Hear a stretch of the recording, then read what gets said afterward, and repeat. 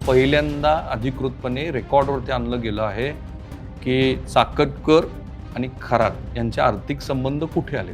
First time ever, this is a first evidence. बाकी सगळं hearsay आहे, इथे गुंतवणूक आहे तिथे. हे पहिला असा पुरावा आहे जो मी तुम्हाला सांगतोय की जो चाकणकर आणि खरात यांच्यातल्या आर्थिक संबंधांना स्पष्ट करतोय. हा काय करायचा, जेव्हा जेव्हा मुंबईमध्ये किंवा नागपुरात अधिवेशन असायचं, माझ्या माहितीनं मुंबईतच, हा तिथे जायचा आणि तिथं या राजकीय लोकप्रतिनिधींचे दरबार भरवायचा. आणि मग काय करायचा की एक्स राजकीय लोकप्रतिनिधी ह्याच्या गळाला लागला, त्याला सांगायचं अरे त्याला सांग ना, त्याच्याकडनं झालं की ह्याला सांग ना. तो असा स्वतःचा परीघ वाढवत नाही, राईट.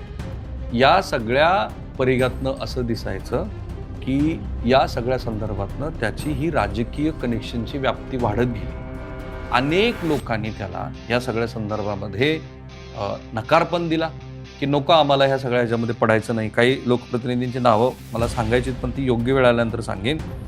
आणि याच्यातनं ह्याची व्याप्ती वाढत जात असताना याचा मुख्य व्यवसाय हा हळूहळू काळे पैसे पांढरे करण्याचाच झाला. आणि आत्ता जे नाव मी तुम्हाला सांगतो, जे कालपासून चर्चेत आहे, पण त्याच्या पतसंस्थेकडे कोणाचं लक्ष नव्हतं. नामकर्ण आवारे जगदंबा पतसंस्था, राईट. नामकर्ण आवारे जगदंबा पतसंस्था. या पतसंस्थेच्या 50 पेक्षा अधिकच्या अकाउंटवरून कोट्यवधी रुपयाचे ट्रान्झॅक्शन झाले, राईट. त्यानंतर श्री काकासाहेब कोयटे यांची मी पुन्हा म्हणतो की समता पतसंस्था ही एक उत्तम पतसंस्था आहे. 40 वर्ष सचोटीनं काम केलं आहे. 1 लाख त्यांच्याकडे सभासद आहेत. त्यामुळे नामकर्ण आवारे हा जो थेट त्यांचा पार्टनर आहे, त्यांच्याशी समता पतसंस्थेला जोडून चालणार नाही. पण समता पतसंस्थेच्या माध्यमातून सुद्धा 48 खात्यावरून आर्थिक व्यवहार झाले. दिस इज अ ब्रेकिंग न्यूज. जसे जगदंब पतसंस्थेच्या 50 पेक्षा अधिकच्या खात्यावरून झालेत, तसंच समता पतसंस्थेच्या 48 खात्यावरून ट्रान्झॅक्शन झालेत. त्याचे सगळे तपशील न देता, कारण ते तपासाचा भाग आहे, पण 2च खात्याचे मी तपशील सांगतो जे चाकणकर यांच्यासाठी अत्यंत अडचणीचे आहेत. दोन्हीही खाती प्रतिभा गणेश चाकणकर यांच्या नावावरती आहे. प्रतिभा गणेश चाकणकर ह्या श्रीमती रुपाली चाकणकर यांच्या सख्ख्या बहिणी आहेत. त्या सख्ख्या बहिणी आणि सख्ख्या जावा आहेत. आणि या खात्यावरून करोडो रुपयाचे ट्रान्झॅक्शन झाले आहेत.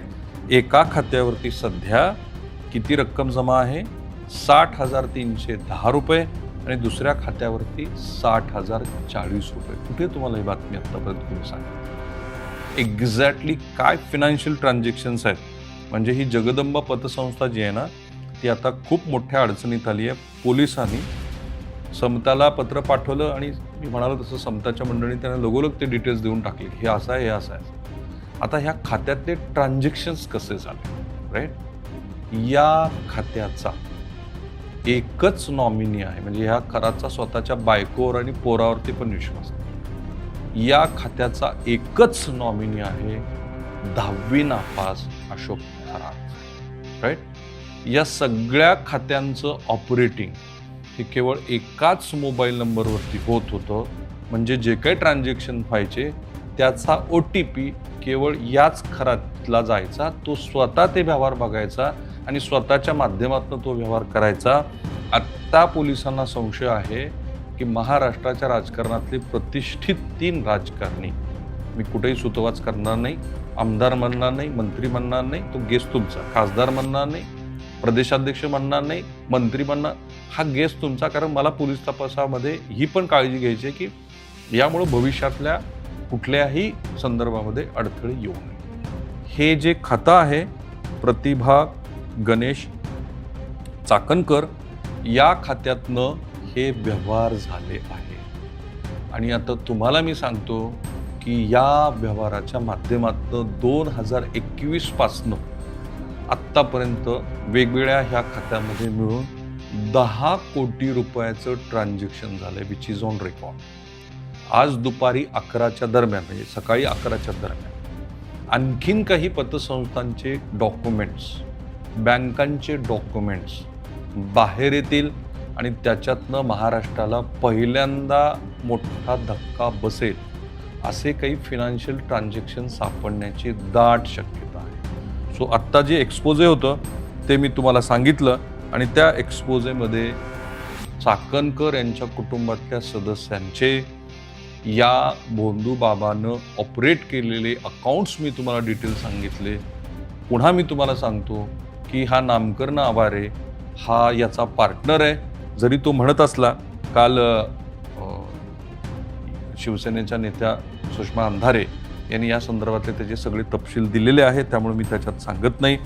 आणि त्या तपशिलाच्या बाहेरची जी मी माहिती तुम्हाला आता दिली, कारण हा तो नामकरण आवारे, या नामकरण आवारेच्या जगदंब पतसंस्थेच्या माध्यमातनं आणि काही प्रमाणामध्ये समता पतसंस्थेच्या माध्यमातनं जे व्यवहार झाले त्याचे हे तपशील. तर मंडळी, हा व्हिडिओ आम्ही तुम्हाला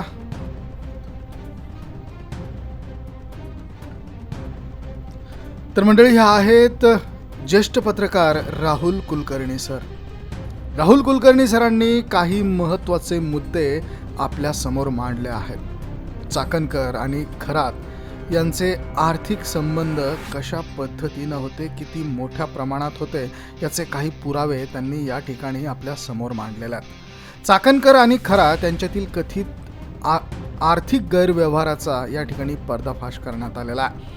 चाकणकर खरात आर्थिक संबंध आणि विशेष तपास अहवाल समोर आलेला आहे. राजकीय कनेक्शन आणि पतसंस्थांमधील कोट्यावधींच्या व्यवहारांचा हा सगळा लेखाजोखा समोर मांडण्यात आलेला आहे. एकूण व्यवहार हे 2021 पासून 10 कोटीपेक्षा जास्तीचे असल्याचं सध्या समोर आलं आहे. आणि हे केवळ बँकिंग आणि पतसंस्थेच्या माध्यमातून रोखीने आणि रोकडीने किती व्यवहार झाले आहेत याची माहिती अजून गुलदस्त्यातच आहे. तर जगदंबा पतसंस्था आवारे यांच्या नामे असल्याचं सांगितलं जात आहे. समता पतसंस्था जी काकासाहेब कोयटे यांच्या नावे असल्याचे सांगितले जाते. तर मुंबई, नागपूर अशा अधिवेशनात लोकप्रतिनिधींशी संपर्क वाढवून या खरातने त्याचं जाळं विस्तारलेलं होतं. आणि सगळ्यात प्रमुख व्यवसाय म्हणजे मनी लॉन्ड्रिंग, काळा पैसा पांढरा करणे हा त्याचा मुख्य व्यवसाय बनलेला होता. अशोक खरात हा सर्व खात्यांचा एकमेव नॉमिनी आणि ऑपरेटर होता, असं देखील या ठिकाणी या संपूर्ण व्हिडिओच्या माध्यमातून लक्षात येत आहे. तर मंडळी, हा जो व्हिडिओ आहे किंवा राहुल कुलकर्णी सरांनी ज्या काही महत्त्वाच्या मुद्द्यांवरती हात घातला आहे त्यामध्ये रुपाली चाकणकर यांचे कुटुंबीय आणि अशोक खरात, ज्याला भोंदू बाबा म्हणून देखील संबोधलं जातं, यांच्यातील कथित आर्थिक संबंधांचा उलगडा करणारा हा महत्त्वाचा विश्लेषणात्मक व्हिडिओ आपण पाहिला आहे. विविध पतसंस्थांच्या माध्यमातून झालेल्या कोट्यावधी रुपयांच्या संशयास्पद व्यवहाराची माहिती यामध्ये देण्यात आलेली आहे. अशोक खरात हा मुंबई आणि नागपूर येथील विधानसभा अधिवेशनांच्या काळामध्ये राजकीय लोकप्रतिनिधींशी संपर्क वाढवत होता आणि या माध्यमातून त्याने आपला राजकीय परीघ हा मोठ्या प्रमाणात विस्तारलेला होता. अनेक लोकप्रतिनिधींनी त्याला नकार दिला असला तरी काही जणांच्या मदतीने त्याने आपले जाळे हे व्यवस्थित विणलेले होते. खरातचा मुख्य व्यवसाय हा काळ्या पैशांचे पांढऱ्या पैशात रूपांतर करणं, black money into the white money, असा हा प्रमुख व्यवसाय त्याचा बनलेला होता, ज्याला आपण मनी लॉन्ड्रिंग हा असं देखील म्हणू शकतो. यामध्ये जगदंबा पतसंस्था यामध्ये 50पेक्षा जास्तीची खाती ही या ठिकाणी आहेत आणि समता पतसंस्था ज्यामध्ये 48 संशयास्पद खाते आहेत आणि यामध्ये आवारे आणि अशोक खरात यांच्या भागीदारीतून हे व्यवहार झाल्याचे आरोप या ठिकाणी समोर येतात. तर चाकणकर कुटुंबियांचा सहभाग आणि खात्यांचे तपशील देखील या ठिकाणी मांडण्यात आलेले आहेत. या प्रकरणातील सर्वात महत्त्वाचा पुरावा म्हणजे प्रतिभा गणेश चाकणकर यांच्या नावावर असलेली 2 बँकांची खाती, तसेच प्रतिभा चाकणकर या रुपाली चाकणकर यांच्या सख्या भगिनी आहेत आणि त्या जावा देखील आहेत. या खात्यांवरनं कोट्यावधी रुपयांचे व्यवहार झाले असून सध्या या खात्यांमध्ये अनुक्रमे 60,310 आणि 60,040 रुपये शिल्लक आहेत. विशेष म्हणजे या खात्यांचा नॉमिनी स्वतः अशोक खरात आहेत आणि सर्व व्यवहारांचे OTP केवळ त्याच्याच मोबाईल नंबरवर येत होते. त्यामुळे व्यवहाराचं स्वरूप आणि व्याप्ती 2021 पासून आतापर्यंत या विशिष्ट खात्यांमधनं सुमारे 10 कोटी रुपयांचे व्यवहार झाल्याचे ऑन रेकॉर्ड हे दिसून येत आहे. या प्रकरणाचा तपास करत असताना पोलिसांनी महाराष्ट्रातील 3 प्रतिष्ठित राजकारण्यांचा देखील यामध्ये सहभाग असल्याचा संशय या ठिकाणी राहुल सरांनी व्यक्त केलेला आहे. जगदंब संस्थेचा पतसंस्थेचा पार्टनर ज्याचं नाव आवारे असं आहे, यांच्या माध्यमातून हे सर्व व्यवहार हाताळले गेले होते असं देखील या ठिकाणी समोर येतं आहे. तर मंडळी, आर्थिक व्यवहारांचं जर का विश्लेषण करायचं झालं तर 10 कोटींपेक्षा जास्तीचे हे आर्थिक व्यवहार होते. त्यामध्ये काही महत्त्वाची नावं समोर येतात. एकूण व्यवहार हे 10 कोटी रुपयांच्या पेक्षा जास्त आहेत, जे की 2021 पासून आहेत. जगदंब पतसंस्था यामध्ये 50 पेक्षा अधिक खात्यांवरनं हे व्यवहार झाल्याचं स्पष्ट होत आहे. समता पतसंस्था ज्यामधनं 48 खात्यांवरनं आर्थिक व्यवहार झाल्याचं या ठिकाणी समोर येत आहे. तर खात्यामध्ये आता 60,310 आणि 60,040 रुपये एवढी बाकी शिल्लक ही खात्यांमध्ये आहे आणि प्रतिभा चाकणकर यांच्या नावे ही खाते असल्याचं समोर आलेलं आहे. तर पोलिसांकडनं समता पतसंस्थेला पाठवलेल्या पत्राचा आणि मिळालेल्या माहितीचा सखोल असा तपास या ठिकाणी करणं अतिशय गरजेचं आहे. आज सकाळी 11 वाजता बाहेर येणाऱ्या इतर पतसंस्था आणि बँकांच्या कागदपत्रांची पडताळणी ही देखील केली जाणार असल्याचे राहुल सरांनी या ठिकाणी माहिती दिलेली आहे. तर संशयाच्या भोवऱ्यात असलेल्या 3 प्रतिष्ठित राजकारण्यांच्या नावांची देखील माहिती त्यांच्याकडे आलेली आहे, परंतु आता ती वेळ नाही आहे आणि आता ते सांगणं योग्य देखील नसल्याचं राहुल कुलकर्णी सर सांगतात. योग्य वेळ आल्यानंतर या राजकीय नेत्यांची नावं देखील आपण उघडकीस आणणार आहोत असं देखील त्यांनी सांगितलेलं आहे. कारण पोलिसांचा जो तपास आहे या तपासामध्ये कुठलीही बाधा या माध्यमातून येऊ नये. नावं जाहीर झाल्यास पोलिसांच्या तपासामध्ये बाधा निर्माण होण्याची शक्यता मोठ्या प्रमाणात असल्याचं राहुल कुलकर्णी सरांचं म्हणणं आहे. तर हा तपास महाराष्ट्राच्या राजकारणातील एक मोठा धक्का मानला जातोय. मंडळी, अशोक खरात याने राजकीय नावांचा वापर करून पतसंस्थांच्या माध्यमातून मोठ्या प्रमाणावर आर्थिक गैरव्यवहार केल्याचे प्राथमिक पुराव्यांवरनं सध्या तरी स्पष्ट होतं आहे, ज्यामध्ये चाकणकर कुटुंबातील सदस्यांच्या नावावरचा आणि खात्यांवरचा, त्यांच्या नावे असलेल्या खात्यांवरचा वापर हा मोठ्या प्रमाणात झाला असल्याचं देखील या ठिकाणी बघायला मिळत आहे.